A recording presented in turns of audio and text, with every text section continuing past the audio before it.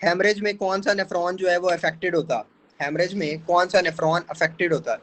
अच्छा, नेफ्रॉन की अगर मैं बात करूँ ना, तो नेफ्रॉन का जो प्रॉक्सिमल पार्ट है ना, प्रॉक्सिमल पार्ट, वो मेटाबॉलिकली एक्टिव होता है।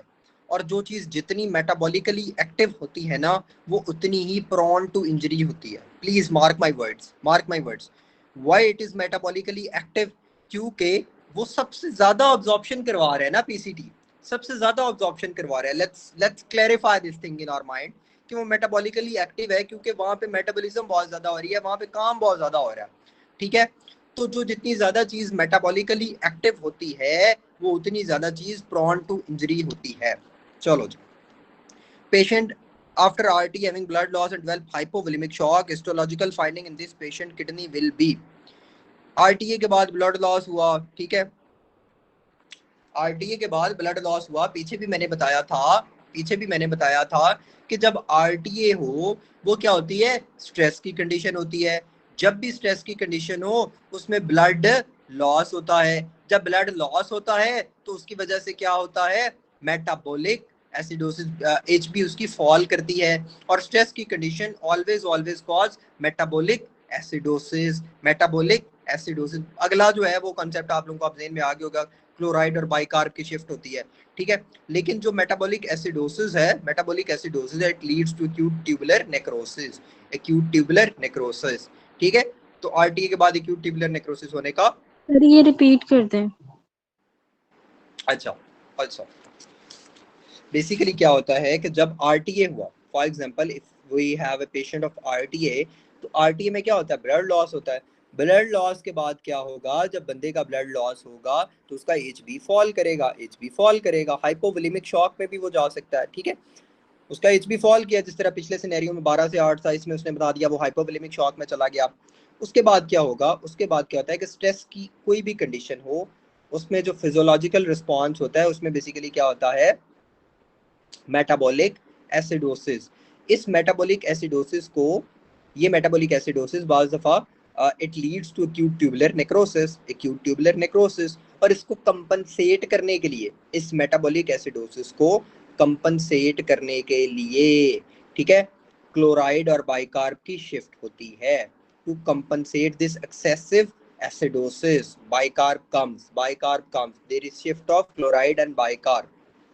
चलो जी, granulomatous lesion in bladder after few years progress to carcinoma, this is caused by, ठीक है, तो ब्लेडर का कार्सिनोमा कौन कॉज करता है? वैसे तो टीबी की वजह से भी होता है, लेकिन शिस्टोसोमा जो होता है वो ज्यादा बदनाम जमाना है, शिस्टोसोमा। ठीक है जी, शिस्टोसोमियासिस।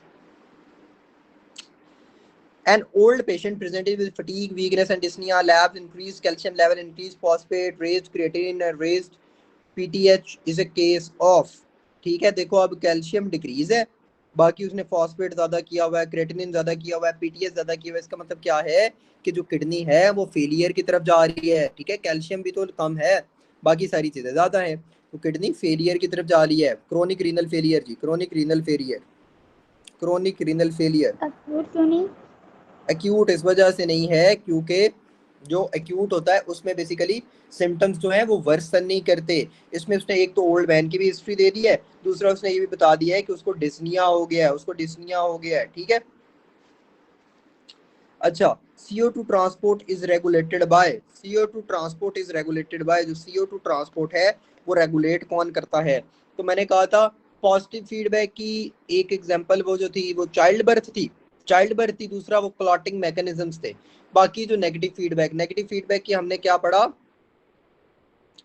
अच्छा, नेगेटिव फीडबैक में आपने क्या पढ़ा? नेगेटिव फीडबैक में हमने पढ़ा था जो होम्योस्टेसिस मेंटेन होता है, होम्योस्टेसिस मेंटेन होता है, होम्योस्टेसिस जो है वो नेगेटिव फीडबैक की एग्जांपल थी। CO2 ट्रांसपोर्ट भी नेगेटिव फीडबैक की एग्जांपल है। ठीक है, तो पॉजिटिव फीडबैक की कौन कौन सी एग्जांपल है? चाइल्ड बर्थ वाली और क्लॉटिंग वाली, बाकी जो है वो नेगेटिव फीडबैक, वो नेगेटिव फीडबैक। हाँ जी, समवन इज सेइंग कि पीटीएच जो है वो भी सेकेंडरी क्रोनिक में होता है, तो हाँ ठीक है, जो क्रोनिक है उसी में ही आप लोगों का वो टेबल भी एक बना हुआ है, तो उसमें जो पीटीएच का लेवल है वो भी इसी में इंक्रीज करता है। Liver carcinoma is caused by, liver carcinoma is caused by aflatoxins, जो एफ्लाटॉक्सिन्स होते हैं जी वो लीवर कैंसर करवाते हैं। फास्टेस्ट रीजनरेशन किस में होती है, वो भी लीवर में होती है जी। Which of the following are spore forming bacteria, Clostridium tetani, Clostridium tetani जो है वो स्पोर फॉर्मिंग बैक्टीरिया है, और स्टीरिलाइजेशन रेजिस्टेंट भी यही है। Patient presented with muscle weakness not improved with neostigmine, auto antibodies against voltage gated calcium channel. What is your diagnosis? तो जब auto antibodies voltage gated calcium channels के अगेंस्ट बने तो वो लैम्बर्ट ईटन होगा, लेकिन अगर वो कई